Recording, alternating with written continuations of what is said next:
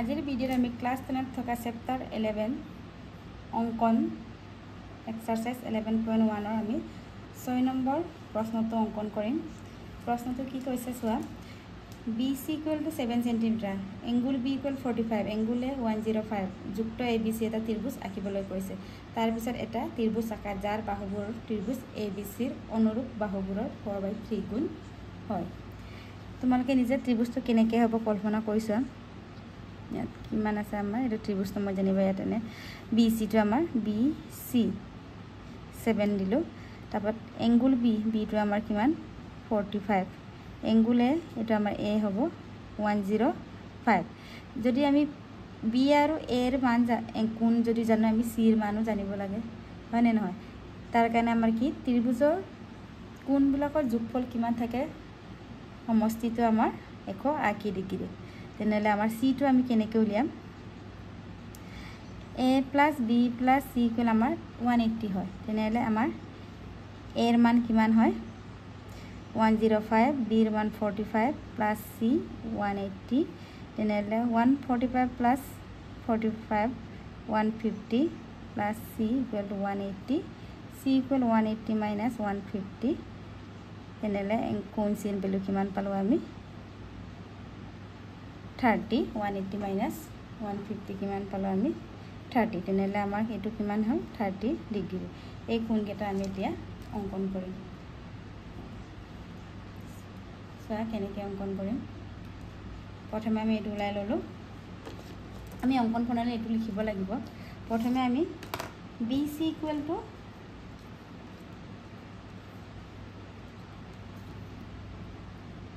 7 centimetre এটা অংকন কৰিম।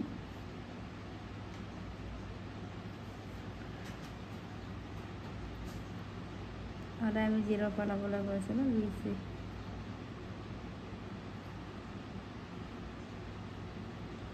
BC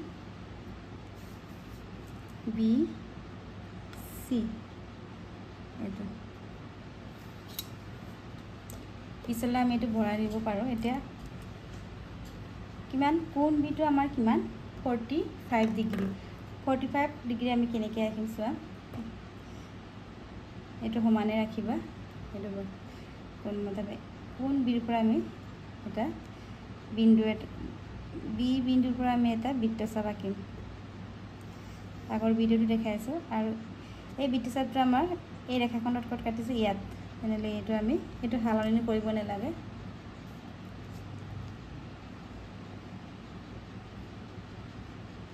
এইটো আমাৰ কাটি দিয়া। এইটো কাটাৰ লগে লগে এইটো আমাৰ কিমান ডিগ্ৰী বুলি আগতে কৈছিলোঁ 60 ডিগ্ৰী। এইটো আমাৰ সদায় 60 ডিগ্ৰী হয়, মনত ৰাখিবা কিমান ডিগ্ৰী 60 ডিগ্ৰী। তাৰপিছত আমাক 60ৰ পৰা আকৌ ইয়াৰ পৰা যদি আমি বঢ়াই দিওঁ, ইয়াত আমি এটা বৃত্তচাপ আঁকো। কিমান হ'ব 60, ইয়াৰ পৰা ইয়ালৈ 60 হ'ল, ইয়াৰ পৰা ইয়ালৈ 60 হ'লে কিমান হ'ল 120। আমি কিয় আঁকিছোঁ, আমাৰ 45 ডিগ্ৰী কোণটো আঁকিবলৈ হ'লে এনেদৰে আঁকি ল'ব লাগিব। তাৰপিছত ইয়াৰ পৰা আকৌ এই কটাকটি কৰা বিন্দুত লৈ আমি ইয়াত এটা বৃত্তচাপ আঁকিম। তেন্তে এই মাজৰ কটাকটি কৰা কোণটো আগডাল টানিলে কিমান ডিগ্ৰী হয় 90 ডিগ্ৰী। 90 ডিগ্ৰী তোমালোকক অংকন কৰা বুলি ক'লে প্ৰথমে সদায় 60টো আঁকিবা। 60ৰ পৰা আকৌ আৰু এটা বৃত্তচাপ আঁকি 120 হ'ব। আকৌ 120ৰ পৰা আমি মাজত এনেকৈ কাটি দিলে আমাৰ 90 ডিগ্ৰীটো ওলাই যায়। কাৰণ 90 ডিগ্ৰী ওলালেহে আমাৰ 45 ডিগ্ৰীটো আমাৰ অংকন কৰিব পাৰোঁ। এতিয়া এইটো আমি সংযোগ কৰিলোঁ।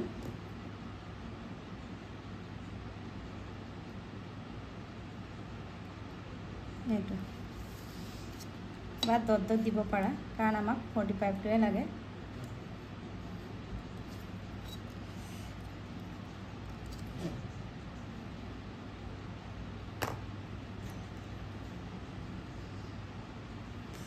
এনেকৈ তোমালোকে ধুনীয়াকৈ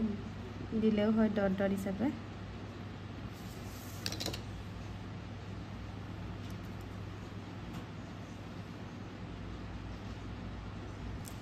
আমি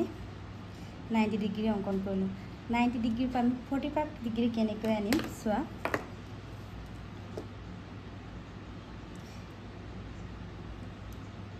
প্ৰায় ল'ৰা ছোৱালী আমাৰ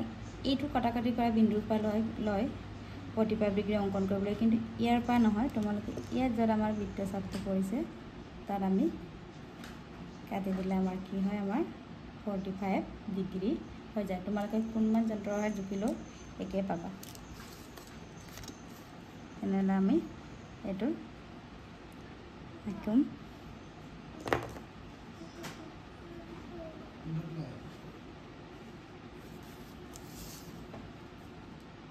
এতিয়া আমি সি বিন্দুটো আমাৰ কিমান কোণ আছিল আমাৰ 32 বিটো আমাৰ 45 হ'ব আৰু এইটো আমাৰ এংগুল এটো 105 হ'ব তাৰ আগতে আমি সিটো আমি কিমান পাইছিলো সিটো আমি 30 ডিগ্ৰী পাইছিলো আমি এটা 30 ডিগ্ৰী কোণ কেনেকৈ অংকন কৰিম চোৱা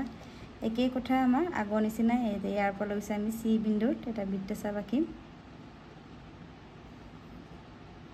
এনেকৈ তাৰপিছত এইটো য'ত কাটা কাটি গৈছে তাৰ পৰা এইটো ইয়াত আকৌ কাটি দিম এইটো আমাৰ কিমান ডিগ্ৰী হয়গে 60 ডিগ্ৰী এইটো অকণমান ডাঙৰকৈ ল'বা আকৌ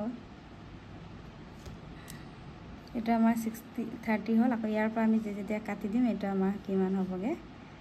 30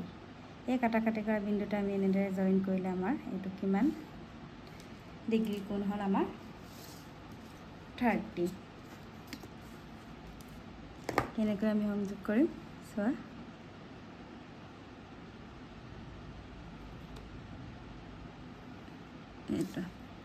এটা আমাৰ কিমান আছিলে এই কোণ বিটো আমাৰ 45 এইটো আমাৰ 30 তাৰপিছত আমাৰ এইটো কিমান হ'বগে 105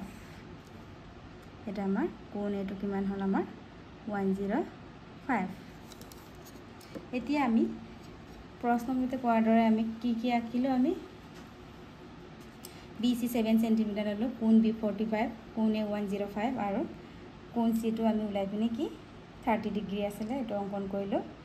তাৰ পিছত এটা আমি ত্ৰিভুজ আঁকিলো এটা আমি আকৌ এটো অঙ্কন প্ৰণালী লিখিম চোৱা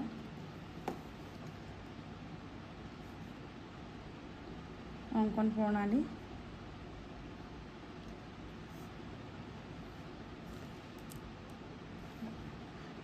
প্ৰথম অঙ্কন প্ৰণালী আমি কি কৰিছিলো c ৰ মান তুলাইছিলো তাৰ লিখিম আমি কি জানো ত্ৰিভুজৰ কোণবিলাক এটা ত্ৰিভুজৰ কোণ তিনিটাৰ যোগফল আমাৰ 180 ডিগ্ৰী এটা আমাৰ কোণ A প্লাস কোণ B প্লাস কোণ C আমাৰ কি 180 কোণ A আমাৰ কিমান আছিল 105 কোণ B আছিল আমাৰ 45 প্লাস আকৌ আমি কোণ C কিমান পালো 1 কোণ C ইকুৱেল টু 180 তাৰ 105 so 105 plus 45 150 plus কোণ C ইকুৱেল 180 তেনেহলে আমাৰ কোণ C কিমান হ'ব 180 minus 150 কিমান হ'ল আমাৰ 30 ডিগ্ৰী এটো আমি কৰি উলাইছিল এটো আমি লিখি দিব লাগে তাৰ পিছত আমি 2 নম্বৰ অঙ্কন প্ৰণালী লিখিম 2 নম্বৰ কি লিখিম BC equal to 7 centimeter কোণ B 45 কোণ A 105 আৰু কোণ C 30 ডিগ্ৰী যুক্ত এটা ত্ৰিভুজ অঙ্কন কৰা হল এতিয়া চোৱা তোমালোকে আমি এইটো ত্ৰিভুজ অঙ্কন কৰাৰ পিছত আমাৰ আগৰ নিচিনা আগৰ প্ৰচেষ্টা আহি গল তাৰ পিছত এটা আমি অনুৰূপ ত্ৰিভুজ এটা আঁকিব লাগে কিমান গুণৰ 3 ভাগৰ 4 এতিয়া আকৌ আমি ছবি লৈ যাম কিমান গুণ বুলি কৈছে 3 ভাগৰ 4 ইয়াত আমাৰ কোনটো ডাঙৰ 4টো ডাঙৰ তেনেহলে আমি কেইটা বিন্দু আঁকিম আমি 4 আকৌ কাৰ লগত সংযোগ কৰিম আমি তলত কি আছে আমাৰ 3 3ৰ লগত আমি সংযোগ কৰিম প্ৰথমে আমি কি কৰিম কোণ বিৰ পৰা আমি এটা সূক্ষ্ম কোণ হোৱাকে এডাল ৰশ্মি আমি অংকন কৰিম ৰশ্মি এটা টানিম কোণ বিৰ পৰা বি বিন্দুৰ পৰা এনেকৈ আমি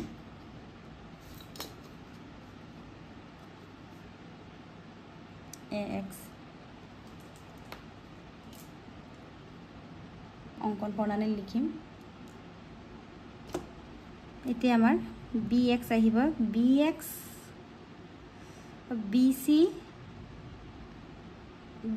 ৰ লগত সূক্ষ্ম কোণ ওৱাকৈ BX এডাল ৰশ্মি টনা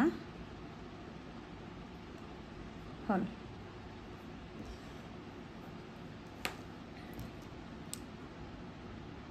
আমি কেনেকৈ অঙ্কন কৰিলোঁ এক কেইটা বিন্দু আঁকিম আমি 4টা 2 3 আকৌ এইটো 4 নম্বৰটো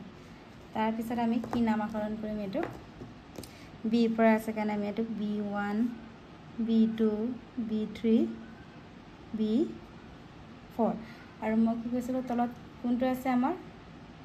3 অদাই আমি হৰৰ লগত সংযোগ কৰিব লাগে ডিনমিনেটৰ কি আছে আমাৰ 3 ৰ লগত আমি কোনটো 3 পইণ্ট আমাৰ কোনটো B3 টো কাৰ লগত সংযোগ কৰিম আমি C বিন্দুৰ লগত একেবাৰে সংযোগ কৰি দিম আমি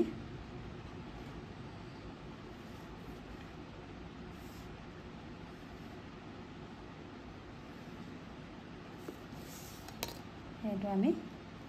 সংযোগ কৰিম এতিয়া আমি অঙ্কন প্ৰণালীৰ আকৌ লিখিম 4 নম্বৰ লিখিম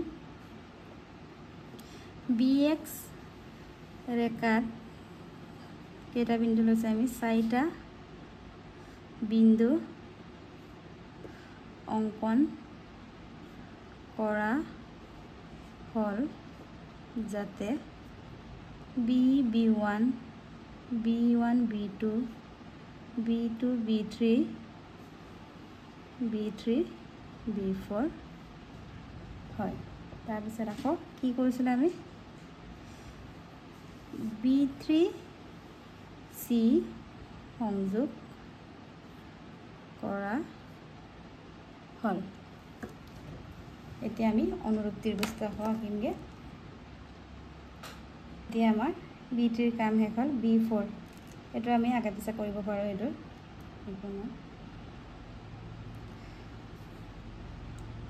ওকে লম আমি নিজৰ সুবিধা মতে ললা হল B4 এফালে মুভ কৰিলে হয় এফালে কৰিলে হয় একেটাই কথা এনেকৈ আমি এটা বৃত্তচাপ আঁকিম এনেকৈ আমি এটা বৃত্তচাপ আঁকিম আকৌ B4 ৰ পৰা আঁকিলে আকৌ একে হালনি কৰিব নালাগে আকৌ B2 ৰ পৰা আমি এটা বৃত্তচাপ আঁকিম এনেকৈ তাৰপিছত আমি কোনটো কোণ ল'ম আমি এইটো আৰু এইটো সমানকৈ আমি এইটো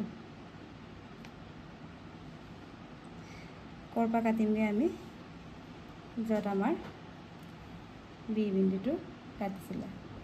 আমি এইটো জুখি পিনি B3C সমান্তৰাল আমি আঁকিব লাগে যে এনে এইটো ইয়াত কাটিছে আমাৰ কাটিছে এতিয়া আমি B4 পৰা এনেকৈ সংযোগ কৰিব লাগে তাৰ কাৰণে আমি এইটো C টো অকমান দীঘল কৰি দিব লাগিবগে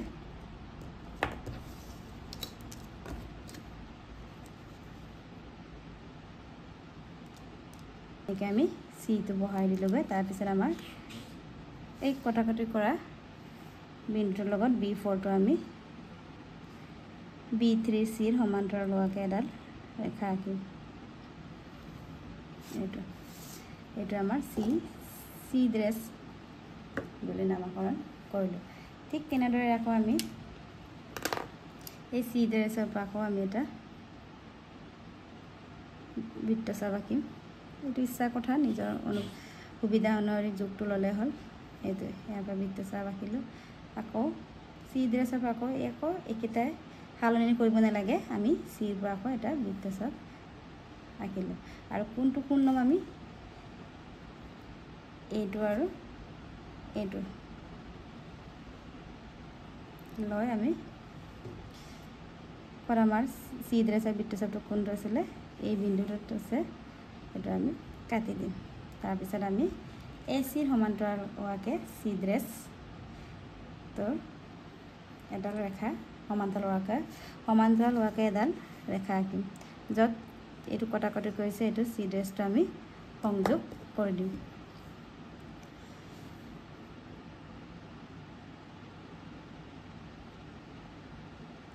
এনেকৈ এইটো দিছোঁ আমি এ আছে এ ড্ৰেছ তেনেকৈ আমি অংকন কৰিব লাগে এতিয়া আমি আকৌ অংকন প্ৰণালী লিখোঁগৈ কি কৰিলে আমি B4 চি ড্ৰেছ সমান্তৰাল B3 চি অংকন কৰা হ'ল আকৌ 7 নম্বৰটোত আহিব আমাৰ